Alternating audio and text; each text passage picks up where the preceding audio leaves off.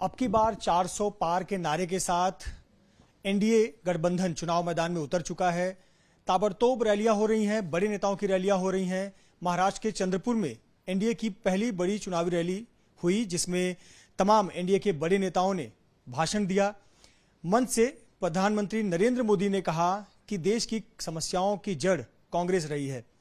साथ ही साथ मंच पर रामदास आठवले, जो कि मोदी सरकार में मंत्री हैं, रिपब्लिकन पार्टी ऑफ इंडिया के नेता, खुद मौजूद थे। उन्होंने भी भाषण दिया।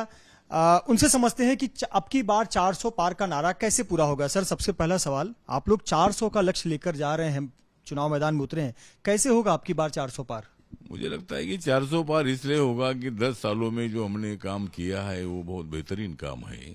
लोग देख रहे हैं कि भाई नेशनल हाईवे है, समृद्धि मार्ग है, 80 करोड़ लोगों को फ्री में अनाज है, 51 करोड़ लोगों के जनधन योजना के अकाउंट खुले हैं, 46 करोड़ लोगों के मुद्रा योजना के लोन का उसका फायदा हुआ है, 10 करोड़ से ज्यादा लोगों को गैस सिलेंडर मिला है, 4 करोड़ से ज्यादा लोगों को प्रधानमंत्री आवास मिला है, 4 करोड़ से ज्यादा लोगों को आयुष्मान भारत योजना का फायदा हुआ है, और घर घर तक मतलब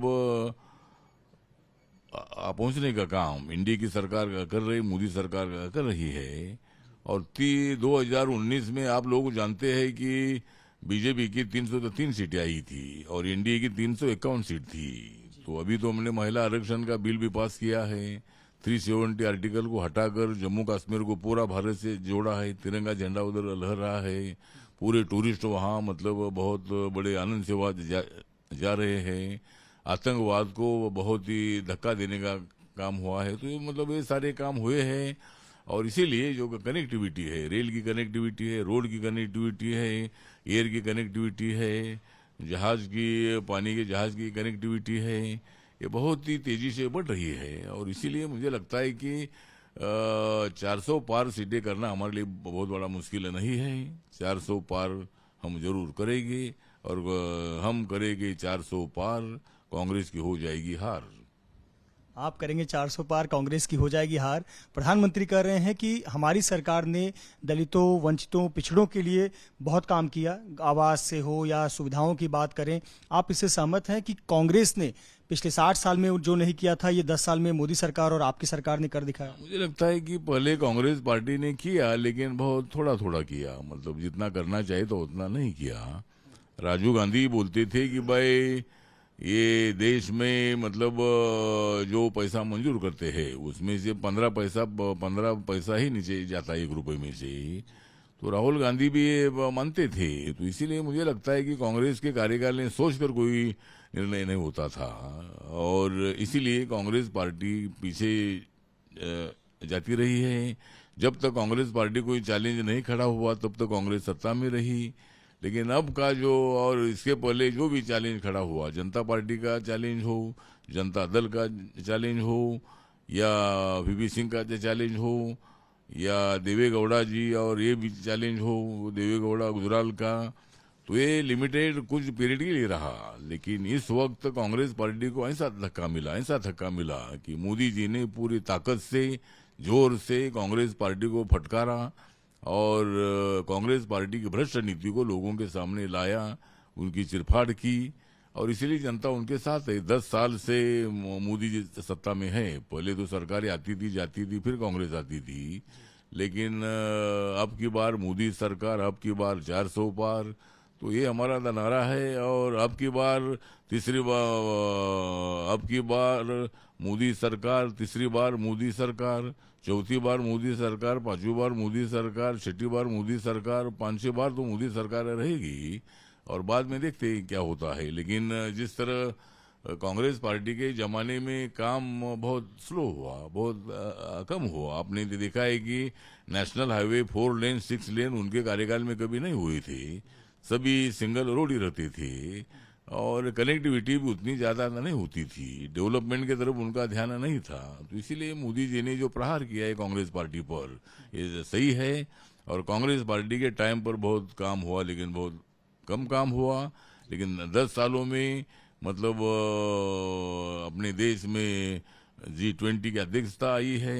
नरेंद्र मोदी जी सबसे पॉपुलर लीडर के रूप में उनका नाम पूरी दुनिया भर में है और भारत में जनता उनके साथ है। कांग्रेस कितना भी विरोध करे लेकिन जनता जिनके साथ होती है उनको सत्ता मिलती है और अब की बार मोदी सरकार। आप कह रहे हैं अब की बार मोदी सरकार, आपने 400 पार कहा, आपने तो तीसरा चौथा पांचवा छठवां टर्म भी दे दिया।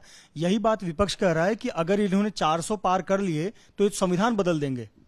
और मुझे लगता है भाई संविधान बदलने का विषय ही नहीं है। संविधान के बारे में बीजेपी के नेता ही बोलते हैं कि भाई संविधान बदलना ये कोई मतलब बच्चों का खेल नहीं है, ये कोई मतलब मामूली बात नहीं है। संविधान बदलने का मतलब संविधान बदलने का विषय आता नहीं। संसद को नए कानून बनाने का अधिकार मिला है, इसका मतलब संसद संविधान को बदलना नहीं है। पुराने कानून को अमेंडमेंट करना, इसका मतलब संविधान बदलना नहीं है। कांग्रेस के कार्यकाल में अनेक अमेंडमेंट हुई थी और इसीलिए मुझे लगता है कि मोदी जी खुद संविधान को माथा टेककर शपथ लेते हैं। वो मोदी जी कैसा संविधान बदल सकते हैं? और संविधान बदलने वालों को हमारा समाज छोड़ेगा नहीं। हमारा समाज बहुत बड़ा, जय भीम वाला समाज बहुत बड़ा खतरनाक है और संविधान को बदलने की भाषा जो मतलब कांग्रेस वाले करते हैं, ऐसे कांग्रेस वालों को सबक सिखाने का काम हमारी जनता करेगी। जिस कांग्रेस ने बाबा साहब को 2 बार हराया था, जिस कांग्रेस पार्टी ने मुझे भी शिरडी में हराया था और ये कांग्रेस पार्टी तो स्वार्थी कांग्रेस पार्टी है और इसीलिए कांग्रेस पार्टी को सत्ता मिलना बहुत बड़ा मुश्किल है। इंडिया आघाड़ी जो है, इंडिया आघाड़ी है, इस आघाड़ी को सत्ता मिलना बहुत बड़ा मुश्किल है। राहुल गांधी का भविष्य क्या देखते हैं आप? पिछली बार वो वायनाड चले गए, इस बार उत्तर प्रदेश में गांधी परिवार से कोई चुनाव अब तक नहीं लड़ रहा है। क्या देखते हैं भविष्य राहुल गांधी का, प्रियंका गांधी का? मुझे लगता है कि गांधी फैमिली का युग खत्म हो रहा है। एक जमाना था कि बहुत ही लोग मतलब कांग्रेस पार्टी पर प्यार करते थे।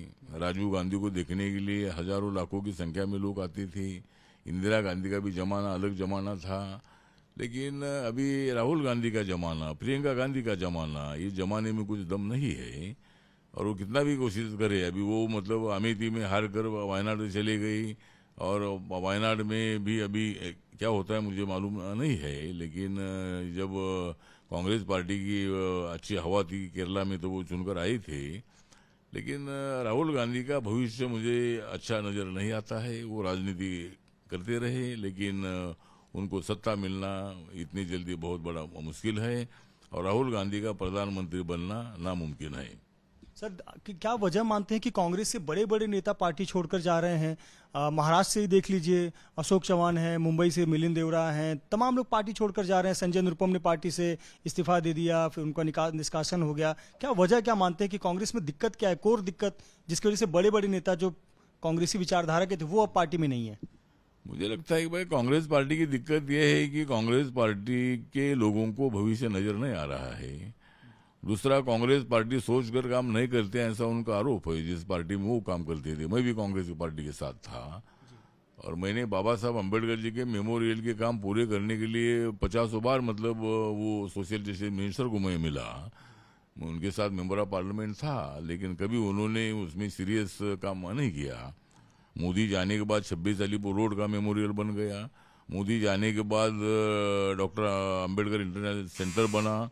मोदी जी आने के बाद मुंबई में हिंदू मिल की जगह 3600 करोड़ के वहाँ 1100-1200 करोड़ का मेमोरियल बन रहा है। तो ऐसे बहुत सारे काम जो है ये उनके कार्यकाल में हो रहे हैं और इसीलिए मुझे लगता है कि मोदी जी सही दिशा से आगे बढ़ रहे हैं। दलित, वंचित, पिछड़े वर्गों को साथ में लेकर आगे चल रहे हैं और आज के सभा में उन्होंने दलितों की बात बहुत बार मतलब उन्होंने नाम लिया। दलित, वंचित, पिछड़ों की बात उन्होंने की है और इसीलिए मुझे लगता है कि मोदी जी एक सक्षम प्राइम मिनिस्टर है, बहुत ही तगड़े प्राइम मिनिस्टर है और विकास पुरुष के नाम पर वो आगे बढ़ रहे हैं। इसीलिए उनके साथ रहना ये हमारी पार्टी का कर्तव्य है, इसलिए मेरी पार्टी उनके साथ है। एक मेरा आखिरी सवाल, महाराष्ट्र में मिशन 45+ कैसे हासिल होगा? संजय राउत उसका आए दिन मजाक उड़ाते हैं कि 45 छोड़िए 5 सीटें भी नहीं आ रही हैं एनडीए की। मुझे लगता है कि संजय राउत जो है, संजय राउत हमारे अच्छे मित्र भी है, उनके बारे में कुछ उल्टा सीधा बोलना ठीक नहीं है।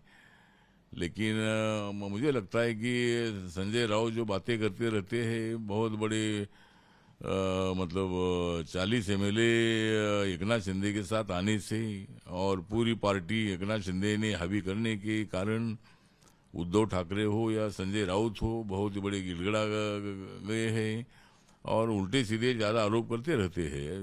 देखते हैं मैदान अभी 100 दिन का ये कार्यकाल है, इसमें क्या होता है वो दिखेगी। लेकिन हमें पूरा विश्वास है कि महाराष्ट्र में हमारे कैंडिडेट तगड़े के कैंडिडेट है, मोदी जी का नाम भी है, विकास का एक पूरा एजेंडा हमारे सामने है, उसको लेकर हम लोगों के सामने जाएंगे और तब क्या हुआ था और अब क्या हो रहा है इसकी तुलना भी हम करेंगे।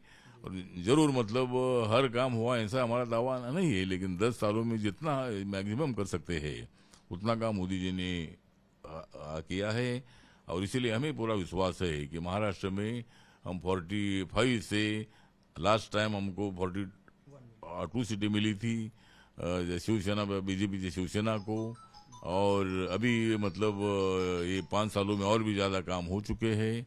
इसीलिए और एकनाथ शिंदे हमारे साथ आए हैं, अजीत दादा पवार हमारे साथ आए हैं, अशोक चौहान जी हमारे साथ आए हैं, संजय निरुपम आ गए, मिलिंद देवरा आ गए, कितने कितने लोग कांग्रेस पार्टी छोड़कर आ रहे हैं।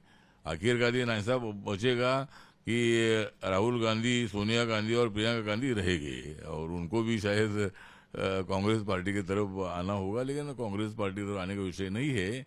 लेकिन उन्होंने राहुल गांधी ने मुझे लगता है कि बाकी की बातें छोड़कर अपने पार्टी को मजबूत करने के लिए काम करना चाहिए, ना कि मोदी जी पर हर बार वार करना, उनके ऊपर उल्टा सीधा बोलना, उससे कांग्रेस पार्टी का भला नहीं है। उन्होंने अपनी पार्टी को स्ट्रेंथन करना चाहिए, उनको पूरा अधिकार है, जनता के पास जाने का उनको अधिकार है। लेकिन मोदी जी पर अटैक करके जनता के पास जाएंगे तो उसका कुछ उसको फायदा मिलने वाला नहीं है और इसीलिए राहुल गांधी को भविष्य नहीं है, ऐसा मेरा कहना है। ये बात रह गई कि आपने कहा 400 पार होंगे, तीसरी चौथी पांचवी बार भी मोदी सरकार ही रहेगी। इसमें Republican Party of India Ramdas Athawale ji की क्या भूमिका होगी मोदी सरकार के तीसरे कार्यकाल में? मेरी भूमिका तो मैं उनके साथ हूँ। अभी मेरे पार्टी को कोई 1-2 सीट मिलनी चाहिए थी, लेकिन अभी मिली नहीं। अगली बार हम कोशिश करेंगे, लेकिन हमारी पार्टी के सामने दूसरा कोई अल्टरनेटिव नहीं था। 2 या 1 सीट तो आरपीआई को मिलनी चाहिए हमारा आग्रह था, लेकिन ऐसा हुआ नहीं। लेकिन जब मैं 8 साल से मंत्री हूँ तो मेरी पार्टी नॉर्थ ईस्ट के हर राज्य में मेरी पार्टी जाकर पहुंची है। नागालैंड में मैंने 2 MLA चुनकर लाए हैं, वहाँ मेरी पार्टी को स्टेट की मान्यता मिली है और हर स्टेट में मेरी पार्टी बढ़ रही है। तो मुझे लगता है कि जिस तरह मुझे कोई सीट नहीं मिली मेरे पार्टी को, उससे तो नाराजगी तो जरूर थी, नाराजगी जरूर है भी, लेकिन उसके बावजूद भी दूसरा कोई निर्णय लेना इस वक्त ठीक नहीं था। और मुझे सभी देश के कार्यकर्ताओं ने बताया कि आपको कैबिनेट अगर सीट नहीं मिली तो कैबिनेट मांगो, तो उसके बारे में मैंने देवेंद्र फडणवीस से बात की है और आगे शायद उसके बारे में विचार हो सकता है। महाराष्ट्र के सत्ता में भागीदारी मिल सकती है और यही मतलब और मेरे समाज के फायदे के लिए मुझे सत्ता में रहना बहुत बड़ा जरूरी था, इसीलिए हमने ये निर्णय लिया है। बहुत धन्यवाद हमसे बात करने के लिए।